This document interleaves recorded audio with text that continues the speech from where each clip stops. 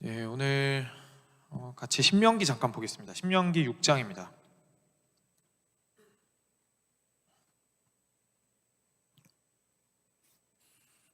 신명기 6장 1절부터 9절인데요.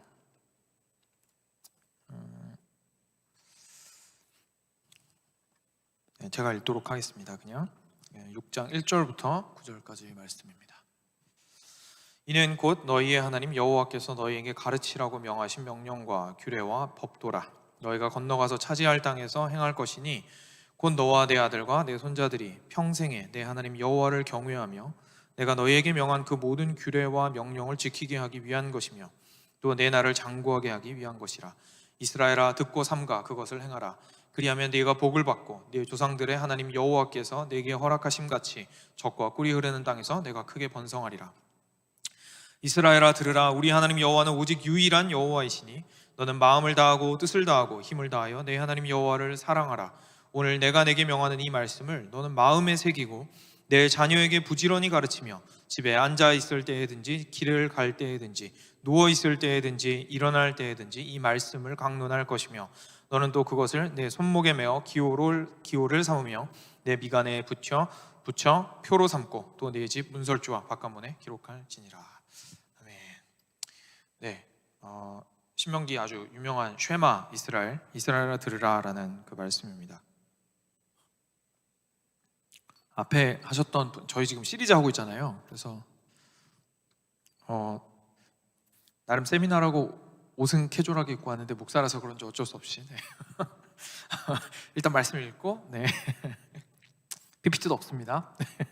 그냥 편안하게 설교 듣듯이, 내용이 사실 별로 편안하진 않는데 그래도 들으시면 될 것 같습니다. 저도 조금 긴장을 풀고 가겠습니다. 이게 제가 자녀 영역에 대해서 하려고 하다 보니까 내용이 너무 많더라고요. 그래서 오늘 하나님께서 많이 도와주셔서 좀 정돈이 잘 되게 전달이 됐으면 좋겠습니다.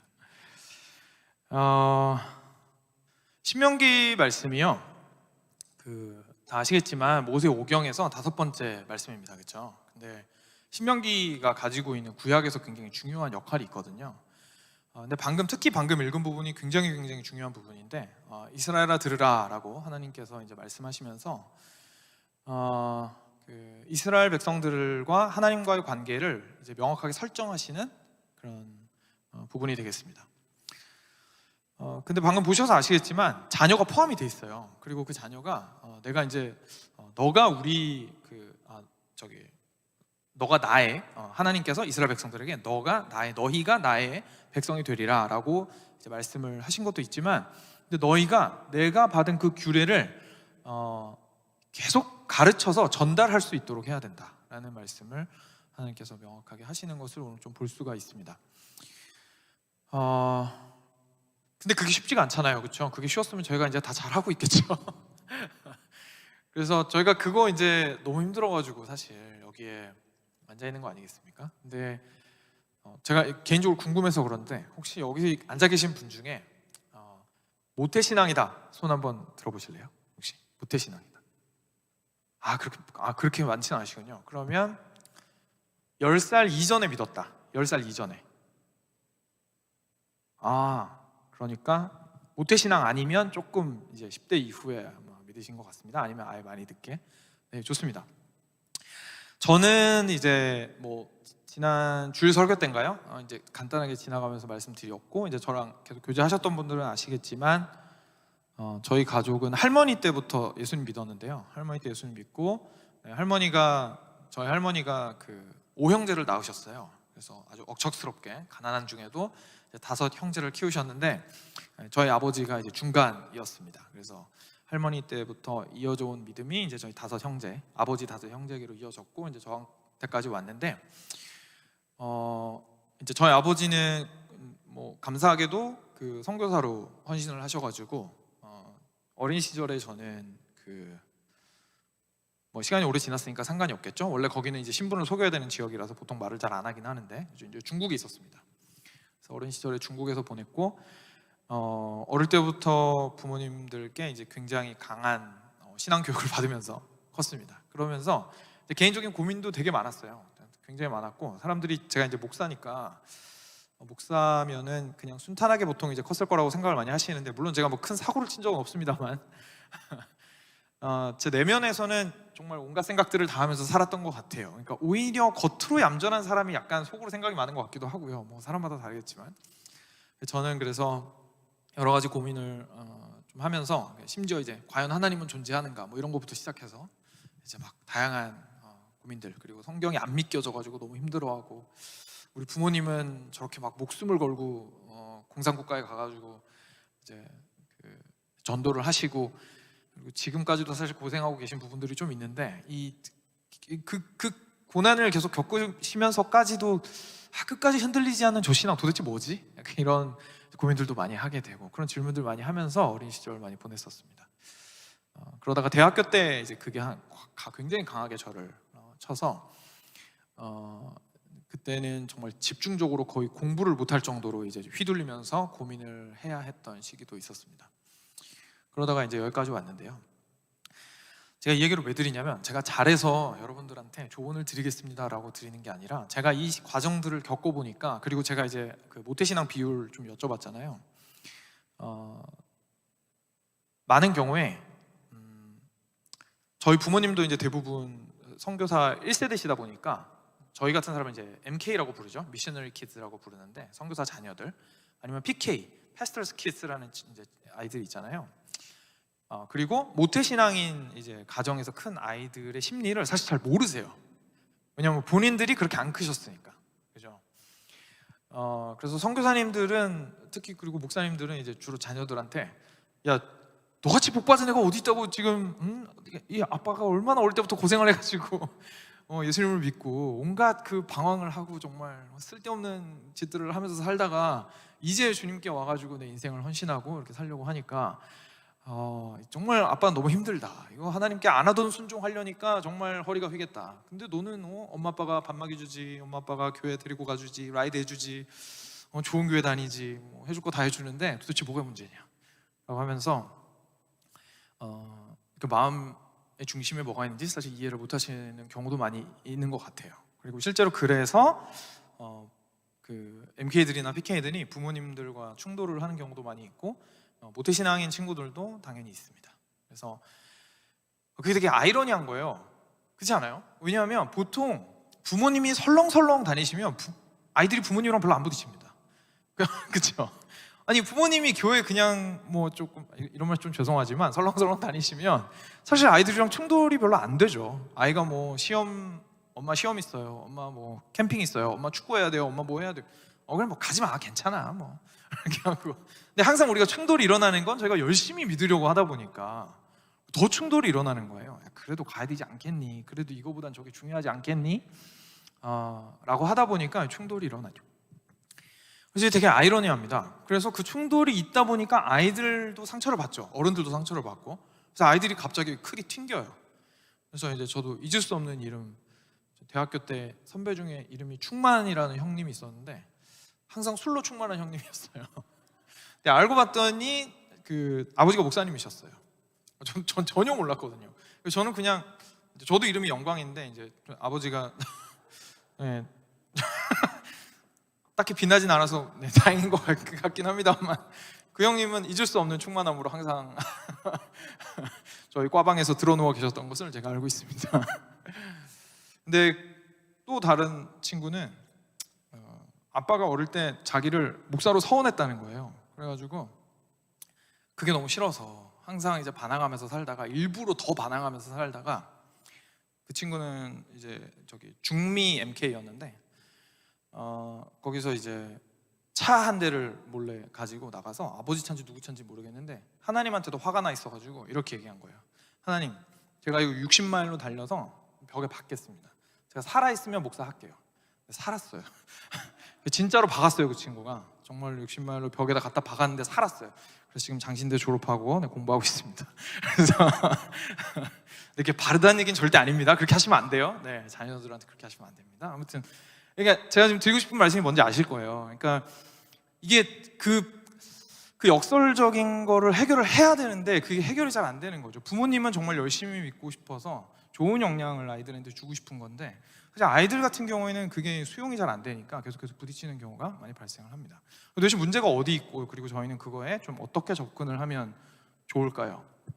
저는 아이도, 그리고 무엇보다도 부모들이 먼저, 저희가 이제 아이들은 아직 이제 세상 잘 모르고 신앙도 잘 모르니까, 그렇죠? 저희가 먼저 알아야겠죠. 그래서 부모와 자녀들이 함께 어떤 이 문제의 핵심을 보는 눈을 조금 바꾸어야 문제가 해결되지 않을까라고 생각이 됩니다. 물론 제가 뭐 드리는 말씀, 오늘 한 번만으로 뭐 한 40분, 50분 드리는 말씀만으로 뭐 가정의 문제가 다 해결이 되겠습니까만은, 그래도 제가 조금 원하는 것은, 그리고 제가 이제 뭐 매주 여러분들한테 설교를 드릴 뭐 자리에 있는 것도 아니기 때문에 저한테 이렇게 기회가 주어졌을 때마다 한 번씩 말씀을 드리는 건데, 그러다 보니까 제가 너무 구체적인 얘기를 드리기보다는 지나가는 도인이라고 생각하시고 저쪽으로 가시면 됩니다, 이렇게 이제 좀 큰 길을 지도하는 걸로 좀 이해를 하시면 오늘 말씀이 도움이 많이 되지 않을까 싶습니다. 그래서 오늘은 자녀의 회심에 대해서 한번 살펴보도록 하겠습니다. 방금 말씀드렸던 것처럼 자녀와 다른 것들은 연관지어서 많이 생각을 많이 하십니다. 우리 자녀 어떻게 목사님 교회 데리고 나올 수 있을까요? 어떻게 교회 열심히 다니게 할 수 있을까요? 우리 자녀가 어떻게 예수님 믿을 수 있을까요? 뭐 이런 거 많이 얘기하시는데, 회심에 대해서 한번 생각을 해보셨는지를 좀 여쭤보고 싶습니다. 생각보다 많은 사람들이 자기 자녀가 그리스도인 가정에서 태어난 자녀의 회심에 대해서는 별로 생각을 많이 못합니다. 제가 예전에 한번 설교를 한 적이 있기는 한데, 그래도 이제 기억이 가물가물 하실 테니까 짧게만 말씀을 드리면, 회심은 돌이킴이라는 뜻입니다. 그렇죠? 돌이킴. 그냥 후회가 아니에요. 돌이킨다라는 거는 완전히 내가 가고 있던 방향에서 완전히 돌이켜서 다른 쪽 방향으로 계속 가는 겁니다. 그것까지 포함을 하고 있는 거예요. 그리고 제가 여기서 말하는 회심은 인생에 단 한 번의 회심을 말씀드리는 겁니다. 물론 이제 그때그때 은혜를 받아서 우리가 뉘우치고 회개하고 이런 것도 있지만, 인생 전체의 방향을 완전히 세상으로부터, 그리고 자기 자신으로부터 돌이켜서 예수 그리스도를 향한 방향으로 돌리는 것, 저희가 보통 그냥 예수님 믿는다라고 표현하는 그건데요, 회심이라는 표현을 통해서 더 정확하게 좀 저희가 묘사를 했으면 좋겠습니다. 그래서 그 돌이킴을 의미하는 겁니다. 근데 저희는 이거를 회심의 측면에서 생각을 못하고 자꾸 그냥 예수님 믿고 교회 다니고 이런 측면에서만 생각을 하다 보면 생기는 여러 가지 문제들이 있는데, 그게 뭔지 오늘 같이 조금 살펴보고, 그리고 왜 회심을 중요하게 여겨야 되는지에 대해서 좀 강조를 많이 했으면 좋겠습니다. 사실 가정에 대해서, 그래서 가정에 대한 이야기로 시작을 해야 될 것 같은데요, 결국은 자녀 양육은 가정 안에서 이루어지는 것이기 때문에, 그렇죠? 근데 혹시 이런 생각 해보셨는지 모르겠는데, 성경에서 가정은 정말로 엄청나게, 더 이상 제가 과장할 수 없을 정도의 중요성을 가집니다. 왜냐하면 결혼 자체를 만드신 분이 하나님이십니다. 결혼이라는 제도가 이제는 더 이상 다 선택이잖아요, 그렇죠? 뭐 결혼이라는 것도 선택, 물론 이제 독신을 할 수도 있습니다만, 제가 그럴 수 없다라는 얘기가 아니라 지금 현재 사회적인 분위기를 말씀을 드리는 거예요. 그냥 같이 살고 좋으면 그냥 같이 살고 뭐 그러면 되는 거지, 굳이 어떤 결혼이라는 테두리 안에서 뭔가 꼭 이루어질 필요가 있는가라는 생각이 많이 팽배합니다, 그렇죠? 근데 그 기저에는 뭐가 있냐면, 이 결혼이라는 제도를 사람이 만들었다 이거예요. 그러니까 뭐 당연히 없애버릴 수 있는 거죠. 저희가 여러 법들도 만들고 나서 개정을 할 수가 있는 것처럼 굳이 뭐 결혼이라는 거를 그렇게 집착할 필요가 있겠느냐. 그래서 그냥 단지 전통에 매여 있는 사람들의 그런 보수적인, 아니면 뭐 안정을 추구하는 사람들의 그냥 테두리, 뭐 이런 정도로만 생각을 하고, 많은 또 커플들이 그냥 법적 등록만 하고 이제 같이 살고 뭐 이런 경우도 많이 있죠. 그래서 그런데 성경은 다르게 이야기합니다. 결혼 자체가 가정의 시작인 한 남자와 한 여자의 만남 자체를 하나님께서 먼저 만드셨고, 그리고 그들이 하나가 되게 하셨습니다. 그런데 여기에서 또 현대인인 우리들 머릿속에는 그냥 둘이서 사랑하면 되는 거 아니냐라고 생각을 할 수 있는데, 하나님께서는 그 사랑이 결실을 맺도록 만드셨습니다. 굉장히 놀랍죠, 사실은. 사랑이 생명을 낳는 거예요. 사랑이 생명을 낳는다. 오늘 이렇게 설교 좀 면면이 흐르게 된 두 단어입니다. 사랑이 생명을 낳는다. 그래서 하나님께서 그렇게 디자인을 하신 겁니다. 한 남자와 한 여자를 창조하시고 두 사람이 서로에게 끌리게 하시고 온전히 사랑하게 하셔서 영과 육이 온전히 하나 되게 하시고, 그리고 거기에서 그냥 끝나고 즐겁고 끝나는 것이 아니라, 그리고 그런 사람 그냥 계속 만드시면 되잖아요, 하나님께서. 그죠? 근데 그렇게 안 하셨어요. 거기에서 나온 생명으로 생명이 생명을 낳고, 그 생명이 또 다른 사랑을 하고, 그 사랑 안에서 또 생명이 나고, 그 생명이 또 사랑을 하고, 그 사랑 안에서 또 생명이 낳고, 라고 하는 사랑과 생명의 끊임없는 순환으로 하나님께서 우리 인류가 이 땅을 가득 채우게 하셨습니다. 그리고 아담과 하와한테 뭐라고 하셨나요? 생육하고 번성하라 라는 사람이라면 가져야 하는 사명을 주셨습니다. 근데 그거를 어떻게 이루게 하셨다고요? 서로 사랑해서 생명을 만들므로 이루게 하셨습니다.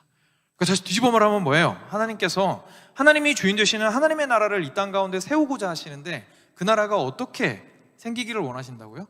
사랑으로 이루어진 생명으로 이 땅이 편만하게 가득 찼을 때 사랑과 생명의 참 근원이신 하나님께만 영광을 돌림으로써 중심이 하나님께 있는 그 나라가 되는 것을 하나님께서 원하셨던 거예요.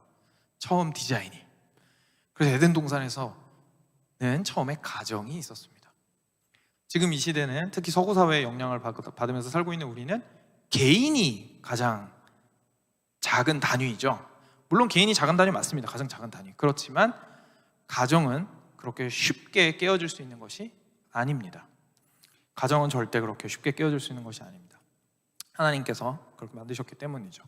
그래서 그 가정에서 계속해서 생명과 사랑을 통해서 이 땅을 가득히 채우도록 하셨고, 그것이 이 온 땅을 가득 채우게 하셨습니다. 그런데 문제가 있습니다. 저희 모두 알고 있듯이 죄가 들어왔습니다. 죄가 들어왔는데 너무 긴 얘기는, 이 부분은 너무 긴 얘기는 하진 않을게요. 그 과정에 대해서는 죄의 결과만 좀 보겠습니다. 죄로 말미암아 아담과 하와가 서로 사랑하고, 그리고 그것을 통해서 생명을 만들었어야 했는데, 그렇게 해서 죄가 들어온 이후에 태어난 아이들이 어떻게 됐죠? 서로 죽였어요. 여러분 생각해 보시면 이게 굉장히 충격적인 게, 아담과 하와는 현존하는 모든 인류 가운데, 역사상 존재했던 모든 인류 가운데 유일하게 처음으로 하나님과 직접 교제했던 사람들입니다. 아무리 죄를 지었어도 그 황홀함과 그 아름다움과 그 영광스러움을 기억하고 있는 존재들이었어요. 그 가정에서 태어난 첫 아이 두 명이서 서로를 죽인 거예요. 저희 지금도 안 그러잖아요. 지금도 저희 아이들이 서로 물론 죽일 듯이 싸우긴 하지만 죽이진 않잖아요. 서로를 죽이는 첫 번째 인류의 살인사건이 가정 안에서 이루어졌습니다. 굉장히 끔찍하고 소름 돋는 이야기죠. 그래서 깨닫게 됩니다.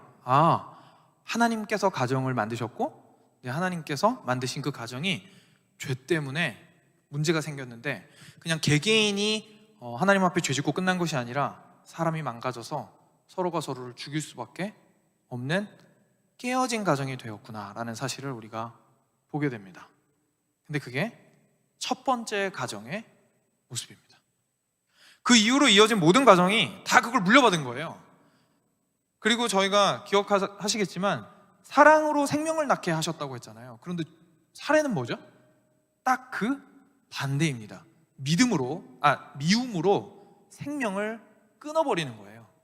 사랑으로 생명을 낳아서 이 땅을 가득 채우게 하나님께서 하셨는데, 디자인을 죄가 들어오자마자 미워함으로, 사랑하지 않고 미워함으로 있는 생명도 없애버리는 그런 끔찍한 상황으로 가정이 내려가게 된 겁니다.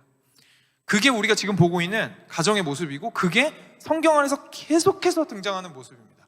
오늘 이후로 성경 안에서 이제 특히 구약에서 그런 이야기 많이 나오니까 보시면 얼마나 가정이 파탄이 났는지를 잘 보실 수 있을 겁니다. 사실 야곱만 해도 그렇잖아요, 그렇죠? 형 막 복 빼앗겠다고 속임수 치고 막, 그러니까 서로 사랑한다라는 건 사실 같은 편이라는 뜻인데, 같은 편이 더 이상 아니고 같은 편이어야 되는 사람이 서로를 대적하게 되는 상황. 가정 안에서 그런 일이 이루어졌습니다.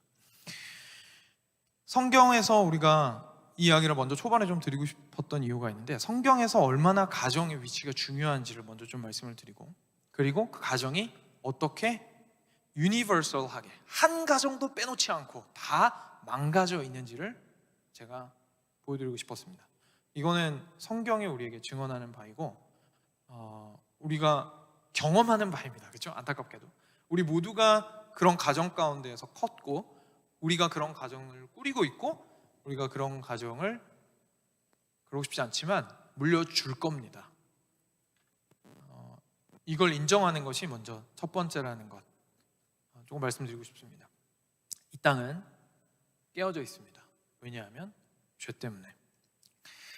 그래서 이제 좀 본론으로 들어보고 싶은데요. 이제 이렇게 셋업을 좀 했으니까, 성경에서 얼마나 가정이 중요한지, 그리고 그 가정이 어떻게 깨어졌는지를 저희가 좀 봤으니까요. 그렇죠?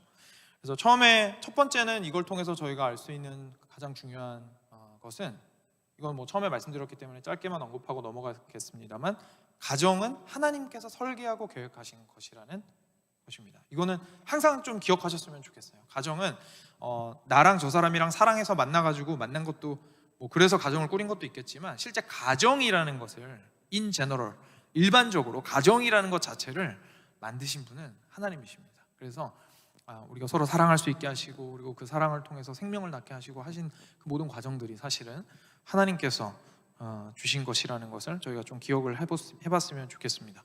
그리고 두 번째로는, 그 첫 번째는 사실 생각을 하시는 분들이 많이 있을 것 같아요. 근데 두 번째부터는 다시 한번 좀 강조를 드리고 싶은 것들이고, 그리고 저희가 잘 생각을 못하는 것들인데요. 두 번째 말씀드리고 싶은 건 바로 아까 말씀드렸던 것처럼 사랑과 생명입니다. 가정이 그러면 하나님께서 주신 것인데, 그 가정이 그러면 무슨 모습이어야 되었느냐? 하나님께서 원래 디자인하셨던 그 가정은 그 안에서 무엇이 흘러야 하는 것이냐? 어떤 모습의 가정이어야 하느냐? 가정이 다 똑같았을까요? 그렇지 않았을 거예요. 그렇죠? 사람마다 개성이 있고 성격이 다르고 커플들의 그 다이나믹이 다르잖아요.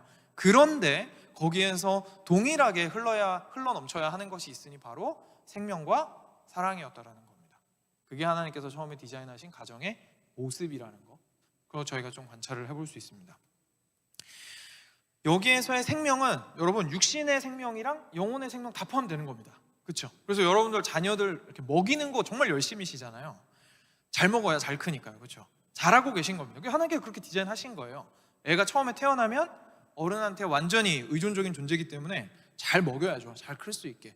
생명의 역할을 사랑으로 잘 하고 계시는 겁니다. 그런데 이제 저희가 관심을 영적인 걸로 조금 옮겨오면 그때부터 저희가 조금씩 찔리기 시작하죠.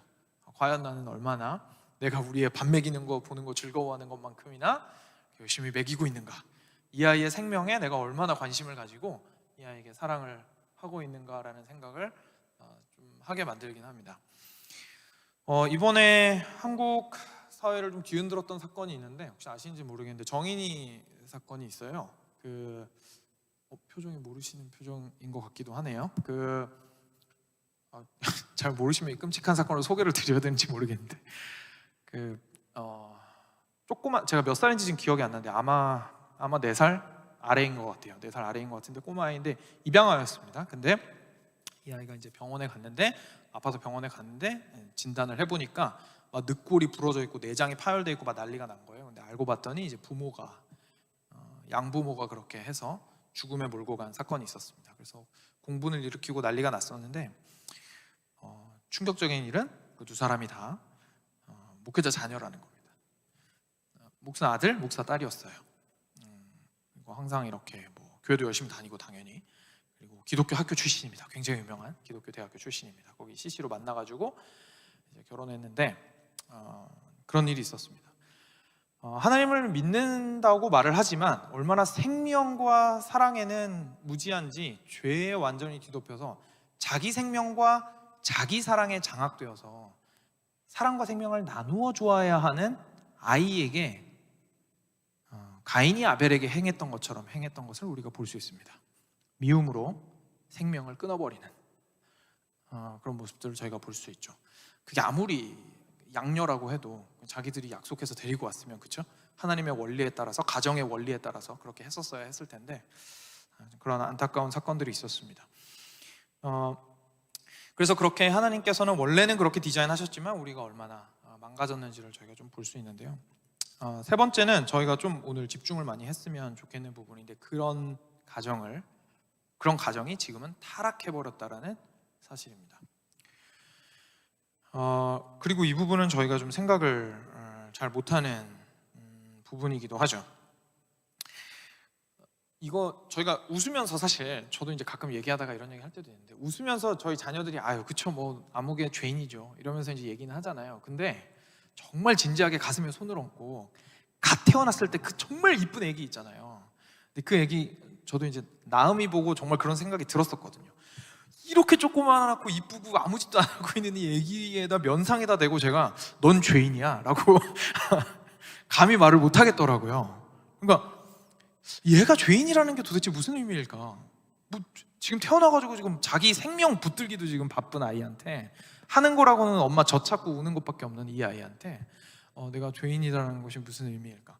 이거 참 무서운 어떻게 보면 디스크립션이구나 라는 표현, 그 생각을 그 당시에 했었는데 한번 되물어 보고 싶습니다. 여러분께도 과연 자기 자녀에게 뭐 우스갯소리로 죄인이야 라고 말씀하시겠지만 정말 눈에 넣어도 안 아픈 내 새끼 그 아이들 보고 죄인이다라고 혹시 생각을 하시는지, 자녀들이 죄인이다 그런 생각을 하시는지를 한번 좀 여쭤보고 싶습니다. 이게 출발점입니다. 오늘의 이후에 나오는 것들의 이야기를 이해할 수 있는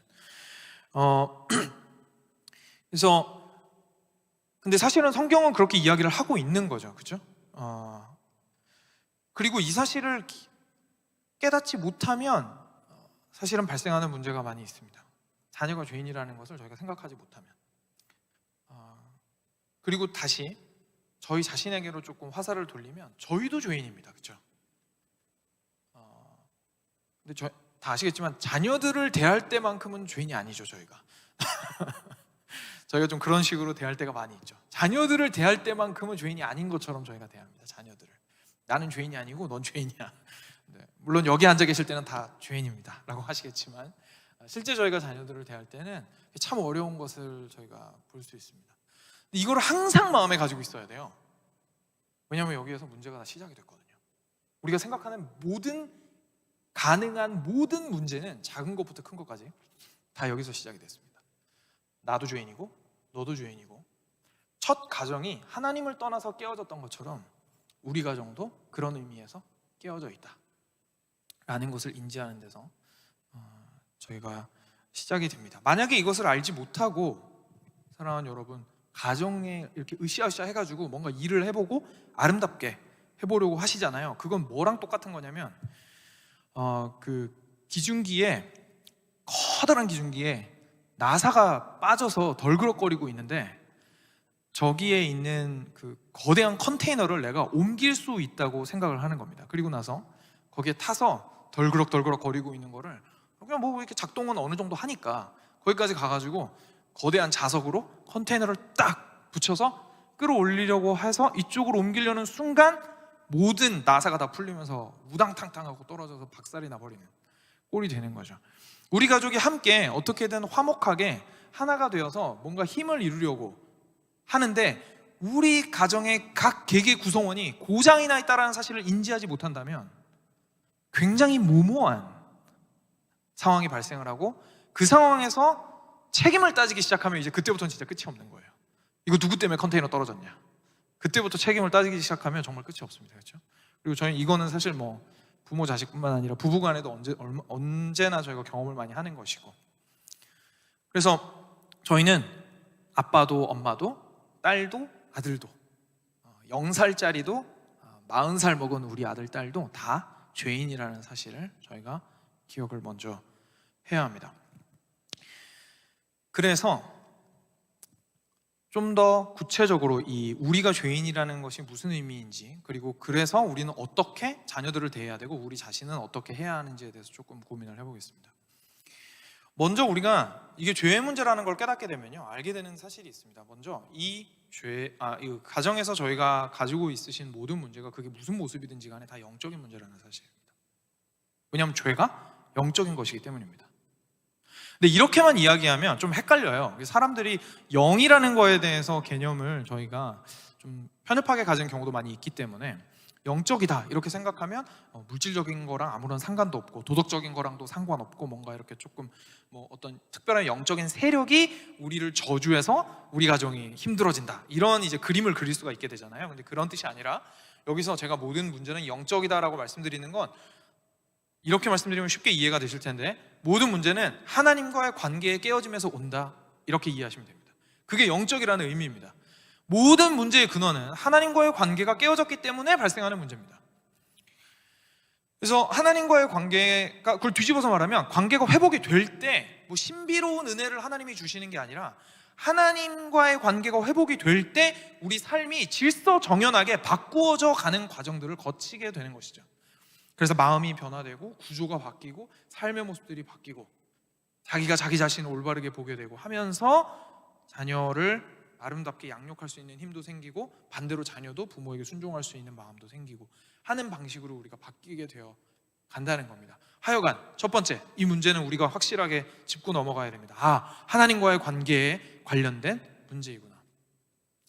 근데 거기에서 우리 모두는 죄인이라는 뜻은 그러니까 그 관계가 깨어졌다라는 뜻이죠. 하나님과의 관계가 깨어졌습니다. 근데 이 부분을요, 죄란 무엇인가에 대한 이해도 짧게라도 짚고 넘어갈 필요가 있습니다. 죄를 단순히 내가 뭔가를 했는데 그걸 잘못했어요. 예를 들어서 뭐가 좋을까요?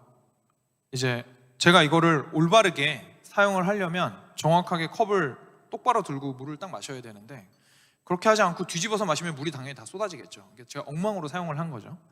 그래서 그렇게 뭔가를 이렇게 제대로 하지 못하고 잘못한 거에 대해서 저희는 죄라고 생각을 많이 합니다. 그죠? 근데 성경적 죄는 그걸 포함하는 더 큰 개념입니다. 또는 더 근본적인 개념입니다. 그럼 그 근본적인 개념은 어디에 있는 것이냐? 바로 우리 마음에 그 죄를 지을 수밖에 없는 성향을 죄라고 이야기하는 거예요. 우리의 상태를 이야기하는 겁니다. 더 쉽게 말씀드리면 아까 고장난 기중기 말씀드렸잖아요. 그게 죄인 겁니다. 우리는 이제 화가 나죠. 아니, 내가 이렇게 생기고 싶어서 된 것도 아닌데, 이렇게 고장난 것도 아닌데 왜 나한테 죄인이라고 이야기하느냐, 화내죠. 근데 성경적인 죄인의 개념은 그 망가진 상태 자체, 하나님과의 관계에서 떨어져 나와서 망가진 인간의 상태를 죄인이라고 부르는 겁니다. 그래서 우리가 제가 죄인입니다 라고 이야기했을 때에는 그건 무슨 뜻이냐면 아빠인 제가 죄인입니다, 남편인 제가 죄인입니다 라고 말하는 건 무슨 뜻이냐면 하나님, 저는 하나님과의 관계가 저의 힘으로는 올바르게 유지될 수 없기 때문에 주님께로부터 떨어져 나와서 망가진, 그래서 남편의 역할도 제대로 할 수 없고 아빠로서의 역할도 완벽하게 해낼 수 없는 사람입니다 라는 뜻입니다.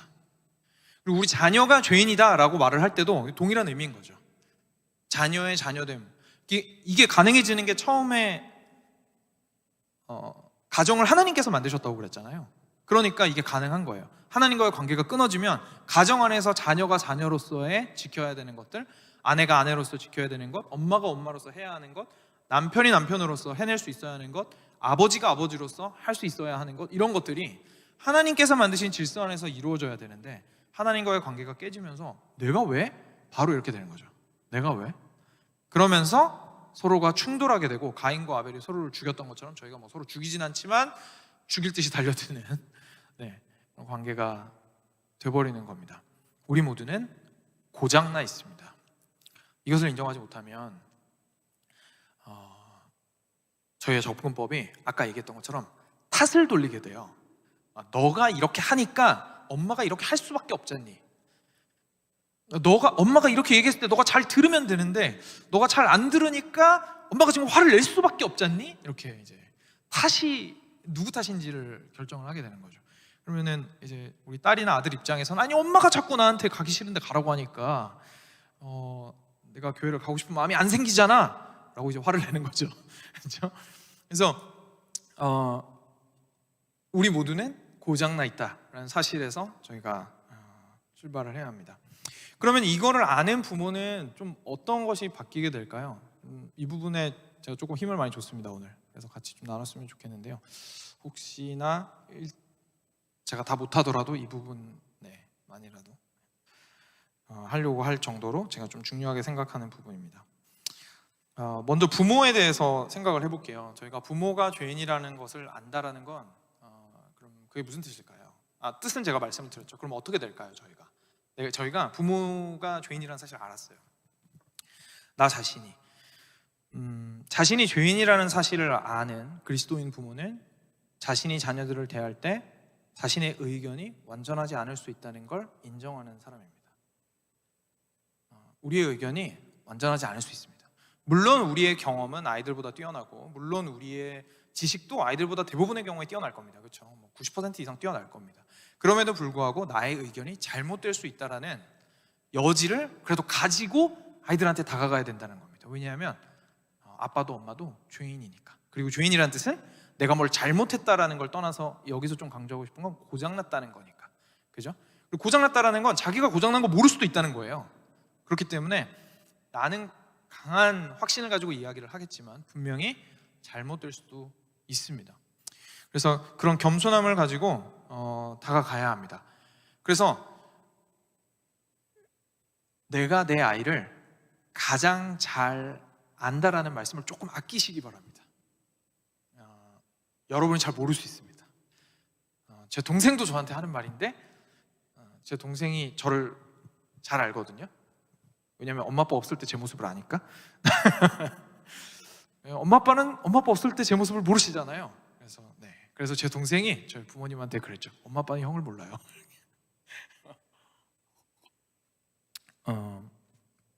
이걸 인정하시는 게 아이들한테 사실 위로가 됩니다. 정말입니다. 엄마 아빠가 나를 이 개인으로서의 삶을 인정을 해주고 이해하기 위해서 노력해야 되는 부분이 있다라는 걸 지금 엄마 아빠가 인정하고 있구나 라는 거를 아이들이 느낄 수 있어요. 그래서 그런 것들을 조금 인지를 할 수 있을 겁니다. 저희가 죄인이라는 사실을 기억을 한다면. 그리고 이게 사실 더 중요한 건데, 그리스도인 부모는 두 번째로 아이들을 혼내고 훈계할 때도 자신이 용서받은 사람이라는 사실을 결코 잊지 않는 사람입니다. 다시 한번 말씀드리겠습니다. 아이들을 혼내고 훈계할 때도 자신이 예수님의 용서를 받은 사람이라는 사실을 잊지 않는 겁니다. 예수님 예화 중에서 탕감해준 거 이야기 기억나시죠? 더 많은 빚을 탕감받은 사람이 더 적은 빚 자기한테 빚진 사람한테 가가지고 이렇게 돈 갚으라고 윽박지르다가 주인이 나와가지고 그 사람한테 또 돈 갚으라고 그러고 감옥으로 내보냈던 거 기억하실 겁니다. 우리가 먼저 은혜를 받은 사람이라는 사실을 꼭 기억하셔야 됩니다. 우리가 죄인이라는 사실은 우리가 예수 그리스도가 필요한 사람이라는 뜻이고, 예수 그리스도가 아니었다면 우리는 용서받을 수 없었다라는 의미입니다. 그렇게 고장난 나를 구원해 주신, 나의 가장 큰 빚을 탕감해 주신 예수 그리스도를 머리로 삼고 있는 엄마이자 아빠로서 아이들한테 다가갈 때 마치 머리가 없는 사람처럼 행동한다면, 마치 자신은 빚을 진 적이 없는 사람처럼 행동한다면, 마치 자신의 생활은 완벽한 것처럼 다가간다면, 완벽하면 완벽한 대로 아이들한테는 폭력적으로 느껴질 것이고, 완벽하지 않으신데도 그렇게 다가간다면 아이들은 배신감을 느낄 겁니다. 우리가 먼저 용서받았다라는 마음을 가지고 그것을 가장 밑에 전제를 깔고 아이들한테 가는 것, 그랬을 때 아이들은 비로소 자신의 잘못과 자신의 연약함을 드러낼 수 있을 겁니다. 우리 자신이 예수님이 필요한 사람들이라는 사실은 먼저 아이들한테 보여줄 필요가 있습니다. 우리 아이들은 우리를 보면서 예수님을 믿게 될 것이기 때문입니다. 그래서 혹시 여러분들이 보는 여러분들의 자신의 모습은 어떠신지 조금 여쭤보고 싶습니다. 조금 아프실 수도 있는데 그런 말씀을 드리겠습니다. 우리의 모습이니까. 열렬히 기도하고 날이면 날마다 성경도 읽고 교회 일이라면 발벗고 나서서 집사님, 권사님, 장로님, 목사님이 전화도 받으시고 이렇게 하는데, 기쁜 목소리로 전화를 받고 끊자마자 뒤돌아서 아이한테 혹시 짜증내지는 않으십니까? 그 열렬한 모습에 교회 가라는 잔소리까지 더해지면 여러분은 스스로가 올바른 사람이라고 생각을 하실 겁니다, 아마. 왜냐하면 아이한테 좋은 걸 지금 요구하고 있는 거니까요. 그렇죠? 근데 아이 눈에 보았을 때는 사실 그렇게 보이지가 않습니다. 아이들의 눈에 봤을 때는 사랑으로서 생명을 낳는 작업이 아니죠. 사실은 강압적으로 엄마 아빠의 자신이 옳다고 여기는 바로 이 아이의 입장을 전혀 생각해주지 않고 이해하려고 하지 않고 눌러서 힘으로 지금 교회로 데리고 오려고 하는 그런 느낌을 오히려 받을 수밖에 없습니다. 그렇게 되면 마음이 오히려 더 많이 떠나게 되죠. 여기서 진짜 무서운 점은 아이들이 예수님과 하나님에 대한 인상을 부모로부터 먼저 물려받는다는 겁니다. 그렇게 해서 생긴 교회에 대한 인상, 그렇게 해서 생기게 된 믿음에 대한 이미지, 그렇게 해서 생긴 예수님에 대한 인상, 그리고 신앙을 가진 사람에 대한 인상은 정말로 바뀌기가 힘듭니다. 바뀔 수 있습니다. 그런데 바뀌기가 힘듭니다. 그런 상처 있으신 분들은 이해를 잘 하실 거예요. 그렇죠? 우리 엄마 아빠가 믿던 예수님이 진짜 예수님이라면 난 그 예수님 안 믿겠다. 근데 나중에 막 20년 지나고 나서 본인이 예수님 알고 나니까 그 예수님이 아니었던 거예요. 그러니까 우리의 모습이 그렇게 용서받지 않은 자처럼 아이에게 다가간다면 그렇게 드러날 수 있습니다. 우리가 먼저 용서받은 자였다면 우리는 어떻게 다가갈까요? 우리는 겸손함으로 다가갈 겁니다. 우리는 겸손함으로 다가갈 겁니다. 아이에게도 지나치게 강압적으로나 아니면 폭력적으로 다가가지 않고 아이를 이해하려고 하면서, 그래서 저는 좀 물어보라고 하고 싶어요. 교회 가자고 그러면 싫다 그러면 왜 싫으냐고 한번 물어보세요. 그런 거 물어보셨어요? 왜 싫으냐고 한번 물어보세요. 그러니까 왜 싫냐고 핀잔 주지 마시고 왜 싫어? 이거 말고 왜 싫은데? 이렇게 뭐가 그렇게 재미가 없는데 누가 그렇게 싫어? 목사님이 재미가 없디? 이렇게 물어보세요 한번. 그러니까 아이들과 좀 대화를 해보십시오. 생각보다 더 많은 고민들이 아이들 밑바탕에 있을 수 있습니다. 그래서 그것들이 무엇인지를 저희가 알아야 됩니다. 왜냐하면 저희들이 먼저 용서받은 사람들이기 때문입니다.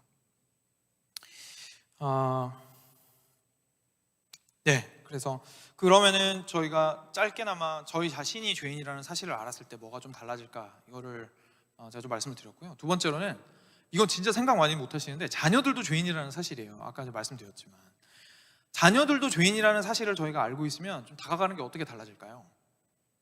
혹시 생각해 보셨나요? 짧게나마 한번 생각해 보겠습니다. 전 참 착한 부모님들이 대부분 우리 교회 부모님들 같은데, 제가 봤을 때는 참 착한 부모님들이 자녀 앞에서 정말 이렇게 미안해하시고 자기만 잘하면 된다고 이렇게 말하시는 경우도 좀 본 것 같아요. 그런 분들 있잖아요, 그렇죠? 정말 호인인 분들이 있습니다.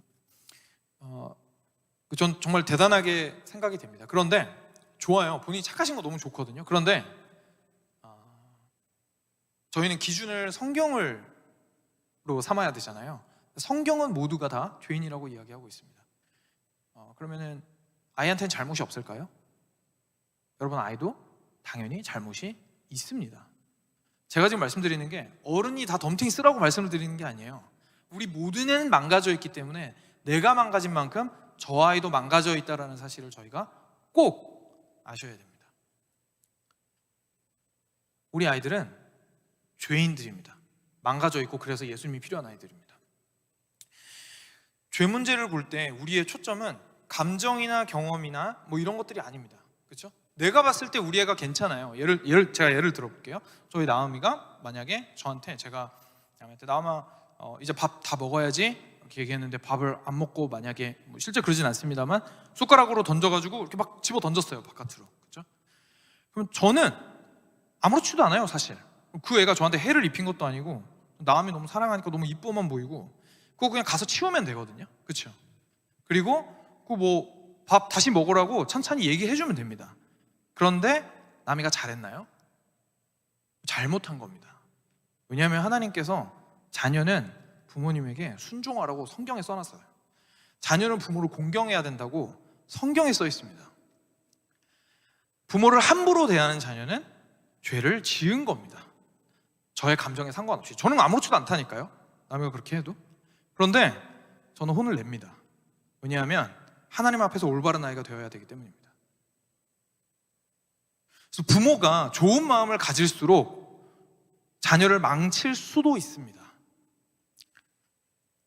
자기 마음이 상처받고 아이와의 관계가 틀어지는 것이 두려워서, 우리 아이가 너무 귀하고 우리 아이에게 싫은 소리를 할 수가 없어서 그냥 넘어가는 많은 경우가 아이에게 선과 악의 기준을 흐트리게 되는 기회로 작용합니다. 아이들을 나의 아이 이전에 하나님 앞에서 받은 나의 아이로 키우셨으면 좋겠습니다. 이 아이는 언젠가 자기 스스로 선과 악을 분별을 해야 할 때가 옵니다. 저희가 커버 쳐줄 수 없을 때가 온다니까요. 그런데 이 아이가 그 앞에 나갔을 때 하나님 앞에서 선과 악을 구분을 전혀 못해요. 우리 엄마 괜찮다 그랬는데, 우리 아빠가 괜찮다 그랬는데, 하나님께서 옳지 않다고 하신 것이 옳지 않은 것이지 내가 기분 나쁜 것이 옳지 않은 게 아닙니다. 이게 바로 아이들이 죄인이라는 사실을 인정하는 사람이 아이를 대하는 태도가 바뀌는 부분입니다. 그래서 여러분들의 혹시 기준은 어디에 있습니까? 사랑하는 여러분들의 기준은 혹시 어디에 있습니까? 하나님께 있습니까? 아니면 여러분께 있습니까? 조금 아픈 또 예가 될 수도 있지만 말씀을 드리자면 이게 진단 질문이 될 수 있어요. 여러분들 혹시 아이들이 하나님의 길을 떠났을 때, 그리고 아이들이 죄인이라는 사실을 깨달았을 때 슬프십니까? 아니면 행한 일이 내 기준을 벗어났다는 사실로 화가 나십니까? 언제 더 많이 화내세요? 아이가 신앙을 저버릴 것 같을 때, 생명과 사랑의 길을 떠날 것 같을 때, 부모 공경을 잃어버렸을 때, 친구를 사랑할 수 없을 때, 하나님을 향한 사랑이 희미해져 갔을 때 과연 얼마나 아픈 가슴을 가지고 계신지 묻고 싶습니다. 아니면 그냥 화가 나시나요? 내가 생각하는 삶의 기준에 아이가 들어오지 못했기 때문에 화를 내는 경우가 사실 대부분입니다. 정말로 우리 아이가 하나님을 사랑하지 않았기 때문에 내가 화가 나는 게 아니고, 그리고 슬퍼하는 게 아니고, 그러니까 그런 경우는 화가 나는 게 아니라 슬퍼지거든요. 우리 아이가 하나님을 사랑해야 되는데, 그래야 우리 아이가 올바르게 클 수 있는데, 그게 하나님께서 이 땅을 디자인하신 방법인데,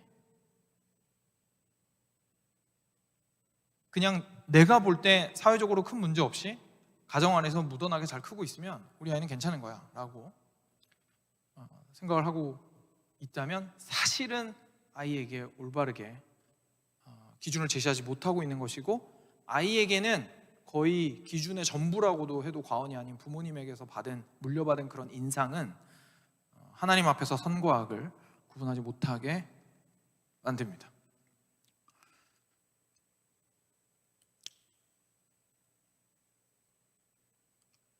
그래서 언제 화내는지 한번 생각을 해보시고, 그리고 얼마나 슬퍼하는지, 그리고 아이를 위해서 얼마나 눈물을 흘리시고 기도하시는지를 한번 돌아보셨으면 좋겠습니다. 저는 그런 경험이 좀 있는 것 같아요. 그러니까 남인은 아닌데 다른 사람에 대해서 정말 사랑하는 사람인데 하나님을 사랑하지 않는다라고 느꼈을 때 많이 울었던 것 같습니다. 네. 그래서 그런 것들을 저희가 자녀가 죄인이라는 사실을 기억하는 부모로서 꼭 기억을 해주셨으면 좋겠습니다. 이게 바로 우리가 망가진 자라는 사실, 달리 말하면 하나님과의 관계가 회복되어야 한다는 사실을 우리한테 보여주는 어떻게 보면 척도입니다. 우리는 망가진 가정이며 부모도 망가져 있고 자녀도 망가져 있다. 그래서 우리에게는 그리스도가 필요하다. 여러분, 이쯤 되면 왜 회심이 우리의 초점이 되어야 되는지 아마 이해가 되실 것 같습니다. 우리의 회복이 요즘은, 왜냐하면 제가 이걸 꼭 말씀드리고 싶었는데, 오은영 박사님이라든지 유명한 그 육아 전문가들이 있습니다. 그렇죠? 그리고 너무 도움이 돼요. 저도 보면서 되게 감탄하고 너무 도움 많이 받는데, 미국도 말할 필요도 없이 많고 제가 잘 모르긴 하지만, 그래서 그런 이야기들 들으시는 거 너무 좋습니다. 그런 지적인 이해가 굉장히 많이 필요해요. 우리가 잘 모르는 것이 많기 때문에 사람에 대해서 잘 알기 위해서 많이 연구된 전문 지식을 그렇게 쉽게 접하는 거 너무 좋습니다. 그런데 저희가 절대로 착각하면 안 되는 게 있어요. 그대로 하면 우리 애가 괜찮아질 거라고 생각하는 거예요. 아닙니다. 죄송한 말씀이지만 성경은 그렇게 말하지 않아요. 제가 말씀드렸잖아요. 아담과 하와의 경험을 한번 상상해 보시라고요. 근데 그 밑에서 태어난 아들들이 서로 죽였다니까요. 우리가 죄로 인해서 망가졌다라는 사실은 하나님과의 관계를 회복하기 전에는 어떤 방법으로도 우리 삶이 완벽하게 질서정연하게 깔끔하게 어디 봐도 흠잡을 수 없게 만들어질 수 없다는 걸 뜻합니다. 그러니까 그런 걸 많이 보고 배우시되 그걸로 소망을 삼지 마십시오. 우리의 소망은 오로지 우리를 온전히 회심케 하셔서 온전히 하나님의 창조의 목적을 회복하게 하시는 예수 그리스도의 구원 사역밖에 없습니다. 그래서 거기에 우리의 총력을 집중해야 됩니다. 그래서 시간이 좀 많이 지나서 제가 조금 점프해서 짧게만 그 회심에 관련해서 저희가 그러면 왜냐하면 조금 노파심이 나서요. 그 걱정이 조금 돼서 그 부분만 좀 말씀을 드리겠습니다. 뭐냐면 그래서 그래요 목사님 좋습니다. 회심이 너무 중요하네요. 그래서 오늘 집에 가서 야 오늘 목사님이 뭐라 그랬는지 알아? 회심이 진짜 중요하대. 너 그러니까 다음 주부터 당장 교회 나와. 이렇게 하면 된다고요? 안 된다고요? 그렇게 하지 마시고 왜냐하면 우리가 먼저 용서받은 사람들이니까. 그렇죠? 우리 아이에게 필요한 건 뭐라고요? 우리한테 필요한 건 참으로 예수님을 만나서 그 아이도 예수님의 용서를 받아서 거듭나는 것이 필요한 겁니다. 그 회심이 필요한 겁니다. 그래서 우리가 나아가서 아이들한테 할 수 있는 방법은 기다려주는 건데요, 그 기다려줌이 적극적인 기다림입니다. 그러니까 이거를 저희가 밸런스 잡기가 너무 힘든 건 사실이지만 저희가 꼭 밸런스를 잡으려고 노력해야 되는 부분인 것 같아요. 너무 낙관적인 분들이 있으세요. 너 우리 가정에서 태어났으니까 하나님이 뭐 구원하셨지, 교회 나와주는 것만 해도 뭐 괜찮아. 죄송한 말씀이지만 아닙니다. 안 괜찮습니다. 그거는 회심의 증거가 아닙니다. 교회만 나온다고 해서 두 발이 교회 땅을 밟았다고 해서 회심을 한 게 아니죠. 아실이라고 생각을 합니다. 그래서 올바르게 주님께로 온전히 그 삶이 돌이킬 수 있도록, 하나님을 사랑하지 못하던 아이가 완전히 변화되어서 하나님을 사랑하는 아이가 될 수 있도록 우리는 끊임없이, 여러분들 하루만 한 끼만 피자 맛있는 거 헤매기고 그 다음에 밥을 안 주는 게 아니잖아요. 계속 곁에서 먹여야 되는 거예요. 계속 곁에서 먹이고 계속 곁에서 사랑을 해줘야 되는 겁니다. 엄청 오래 걸리고 엄청 힘듭니다. 그리고 항상 문제가, 이런 얘기 들었을 때 이미 시간이 많이 지나 있는 상태잖아요. 그렇죠? 그러니까 애들이랑 이미 관계가 어느 정도 형성될 대로 형성이 되신 상태에서 이거 하기 얼마나 힘드시겠어요? 당연히 힘들죠. 그러니까 시간이 더 오래 걸릴 겁니다. 하지만 소망을 잃지 마시고 각오하시고 그럼에도 불구하고 끊임없이 사랑으로 먹이는 작업이 필요합니다. 그래서 그 아이가 잘 주님께로 나올 수 있도록 도와주는 것이 꼭 필요하겠죠. 그리고 그것들을 좀 자연스럽게 많이 나누셨으면 좋겠어요. 그래서 가족 안에서 여러분들의 구원 스토리 혹시 아이들이 알고 있나요? 여러분들이 어떻게 구원받으셨는지 혹시 알고 있나요? 아이들이? 그런 얘기 해주세요. 엄마 아빠가 어떻게 구원받았는지, 엄마 아빠가 예수님 어떻게 만났는지 얘기해 주세요. 엄마 아빠가 어릴 때 어땠는지, 야 엄마는 이랬는데 넌 왜 이러니? 이런 거 말고 이런 거 말고 엄마는 이랬어, 그죠? 아빠는 이랬어. 엄마가 왜 이렇게 지금 교회 열심히 다니는지 이해가 안 되지? 이런 것 때문에 그랬어. 이런 거 얘기 좀 해주세요. 아이들한테 그 회심의 과정이 어떠했는지 열어 보여주시고, 엄마 아빠가 먼저 용서받은 사람이라는 사실을 좀 보여주셨으면 좋겠습니다. 그래서 이런 걸 통해서 저희가 함께 정말 하나님의 은혜를 구하면서 이렇게 했으면 좋겠습니다. 그래서 아직도 아쉬운데 시간이 너무 많이 돼서 마쳐야 될 것 같습니다. 그래서 회심에 초점을 맞추는 것을 좀 다시 한번 기억을 해보셨으면 좋겠고, 왜 우리가 그래야 하는지도 한번 조금 제가 말씀드렸던 거 기억해 보셨으면 좋겠습니다. 처음에 하나님께서 가정을 만드시고, 근데 그 가정이 깨어졌고, 그렇기 때문에 하나님과의 관계가 회복되어야만 생명과 사랑의 그 가정의 참모습이 회복될 수 있고, 근데 우리는 아직 그게 완벽하게 될 수는 없는 때니까 오래 참음과 먼저 용서받은 자로서 그리스도의 은혜 아래서 우리 아이들을 열심으로 양육해야 한다는 것.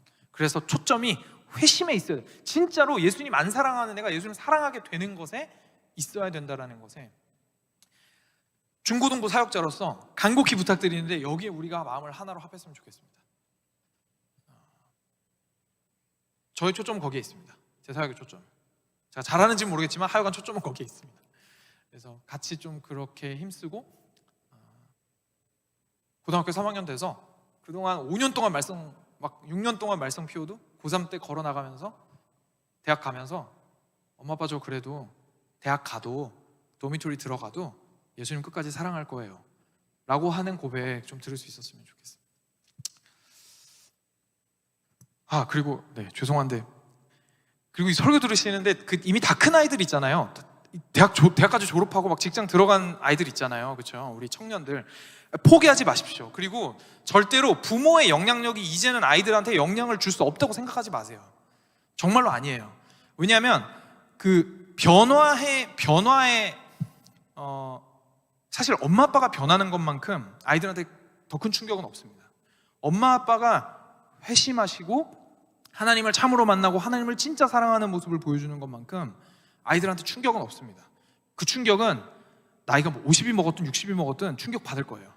그러니까 이 이야기를 꼭 이렇게 어린아이들의 이야기라고 절대 생각하지 마시고 우리 사랑하는 자녀들 하나님께서 책임으로 주셨으니까 그것들을 함께 강한 책임감을 가지고 기도의 끈을 놓지 않고 예전만큼 영향력을 미칠 수는 없지만 그런 마음으로 좀 함께 기도하고 부르짖었으면 좋겠습니다. 짧게 함께 기도하는 시간 가지겠습니다.